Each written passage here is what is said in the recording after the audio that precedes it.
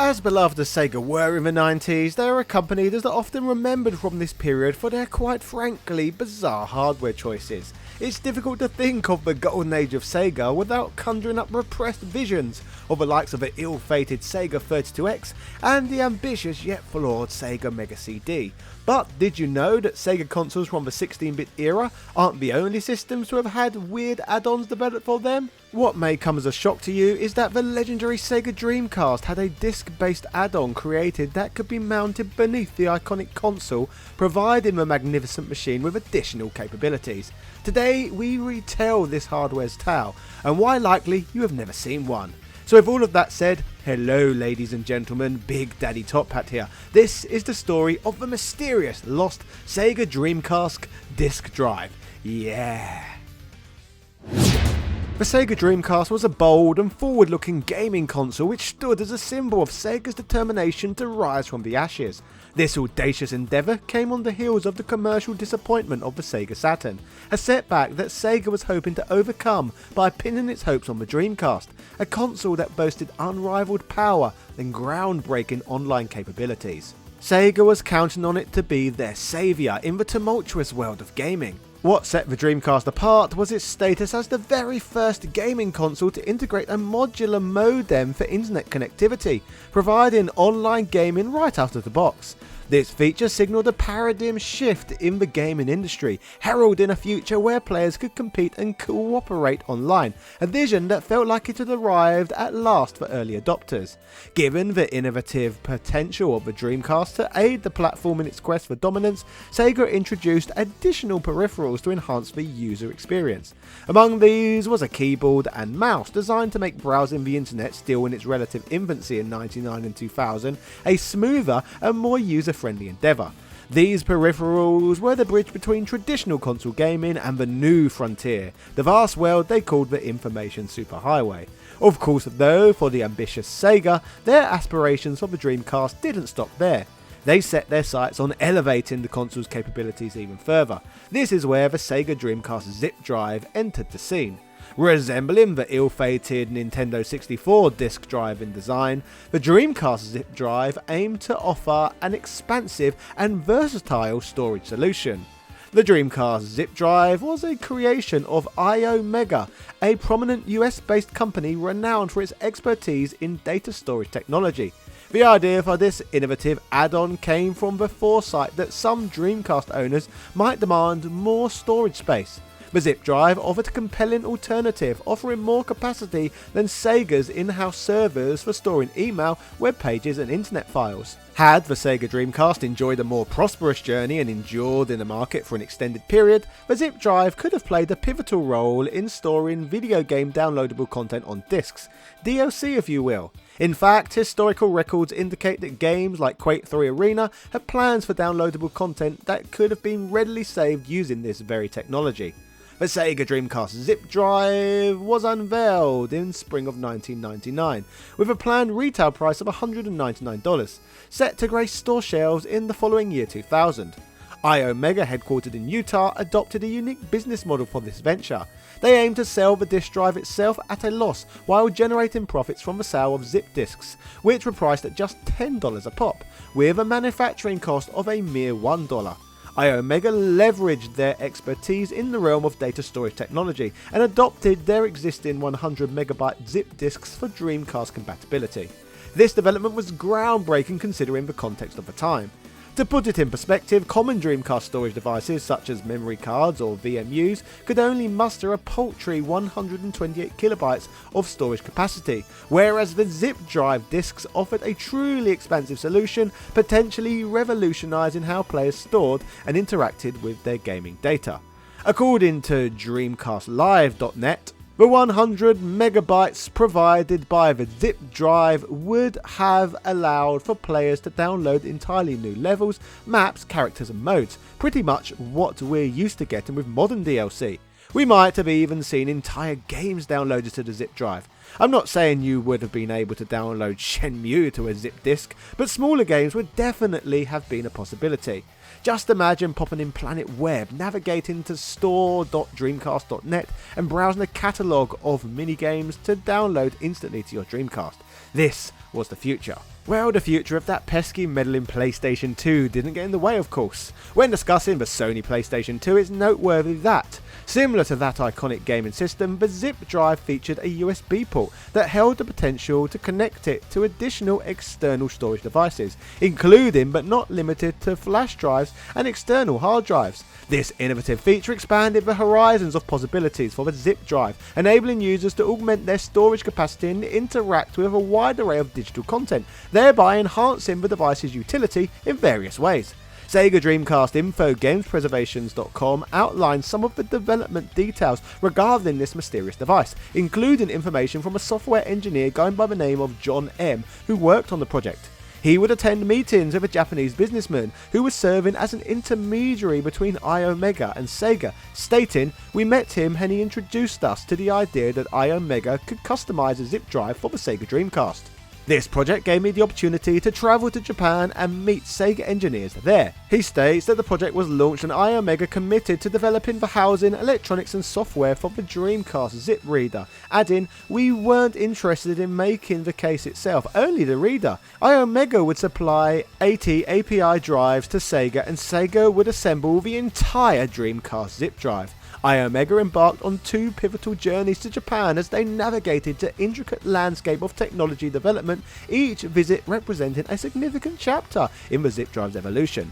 The first of these voyages served as the foundation wherein they initiated the project and engaged in collaborative technical deliberations. The aim was to lay a solid groundwork for what was about to unfold, a product with the potential to turn the Dreamcast into its own iteration of the Tower or Power. This initial expedition to Japan was a critical juncture, setting the stage for a partnership that would define the zip drive trajectory. It was marked by intense discussions, decision-making, and the formulation of a concrete plan that would underpin the forthcoming technological marvel. As they say, the first step is often the most crucial one, and so it was for iOmega. The inaugural visit was about more than just setting the wheels in motion, it was about establishing a shared vision in the quest for innovation. The second visit, however, was when the zip drive was poised to transition from a dream to a tangible reality. Keith Slankard, a luminary who had been at the helm of iOmega's Beyond PC initiative, recalls this phase with an air of anticipation. The zip drive had been meticulously crafted and was standing on the brink of mass production. The engineers had put their heart and soul into it, and it was ready to be unleashed upon the world. All that remained was the green light from Sega.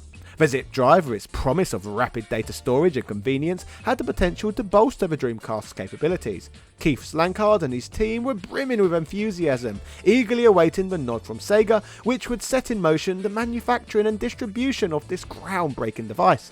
The zip drive represented the culmination of countless hours of research, development and collaboration, and iOmega was ready to take it to the next level. However, as history now shows us, the dream, or should I say Dreamcast, of the zip drive becoming a mass-produced phenomenon remained unfulfilled. Despite the tireless efforts and the promise it held, external factors, perhaps unforeseen at the time, conspired to keep it from becoming a household name. So let's look at what went wrong. When recently interviewed about the zip drive, Slankard stated, "I have not thought about the Dreamcast product in a long time. Yes, the prototypes were fully functioning and performed well in qualification testing. The product was ready to be approved for production. Sega decided not to move forward with the product. The price point and uncertainty of the use model were the likely concerns. Both the iOmega and Sega engineering tested the drive. Sega did the OS additions for UI and to allow games to talk with the drive. iOmega did the low-level drivers. I don't believe the Proto would work without the OS additions." Cross-referencing Slankard's statement with that of John M provides a more detailed insight into why the zip drive never successfully achieved a full commercial release, despite seemingly promising interactions with Sega. The narrative unfolds during a pivotal convention in Japan, where Sega of Japan's engineers unveiled the zip drive to the public.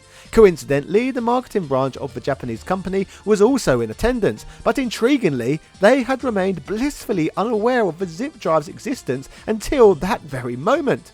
The underlying issue came to light as it became apparent that iOmega, the company behind the zip drive, had primarily collaborated with engineers from both Japan and Sega America. Regrettably, this collaboration left other crucial segments within Sega of Japan in the dark, creating a significant disconnect.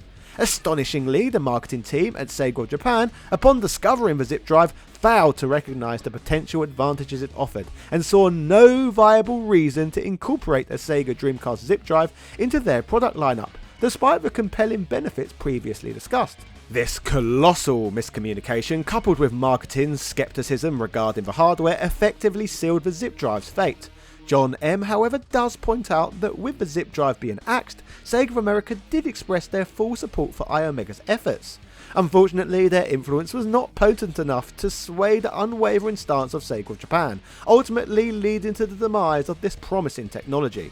The demise of the Sega Dreamcast Zip Drive can be attributed to a complex interplay of factors, but to delve deeper into the story, let's explore the intriguing remnants of its existence in the form of prototypes. Reports suggest that Sega America, a proponent of the Zip Drive, possessed the prototype within the confines of its offices.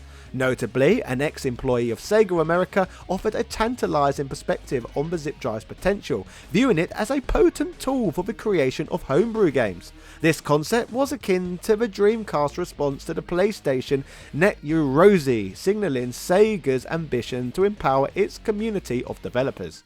This compelling narrative doesn't stop there. A respected game journalist by the name of Adam Pavlaka, representing Next Generation magazine, held a unique opportunity to witness the Zip Drive in action. At a pivotal moment during a game developers conference, he encountered a fully functioning prototype of the Zip Drive.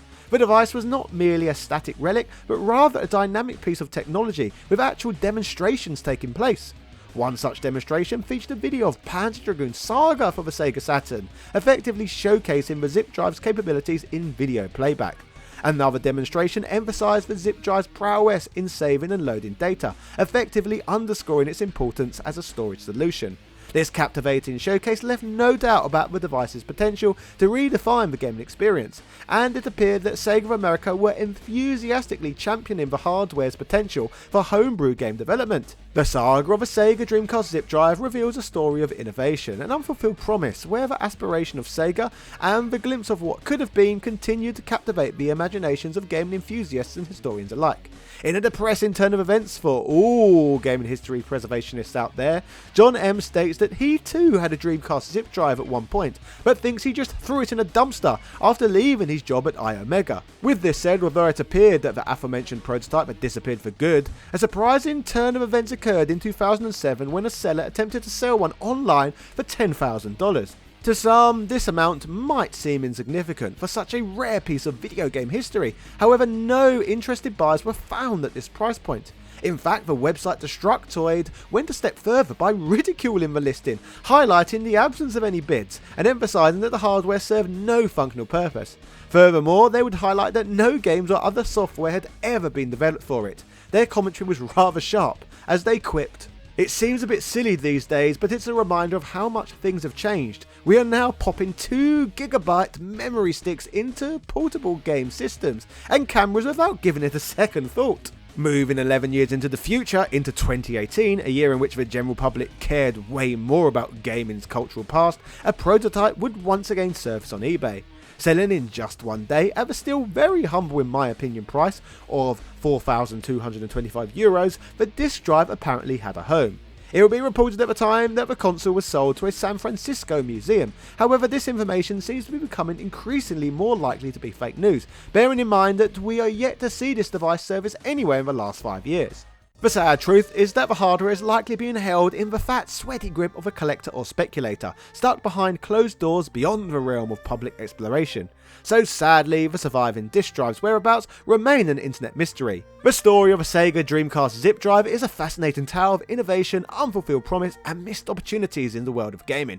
As gaming enthusiasts and historians continue to look back on this era, the Sega Dreamcast Zip Drive stands as a symbol of what might have been, a symbol of unfulfilled potential and a testament to the ever-evolving landscape of technology. While the Zip Drive may never have had its moment in the spotlight, its story continues to captivate the imaginations of those who remember this lost piece of hardware.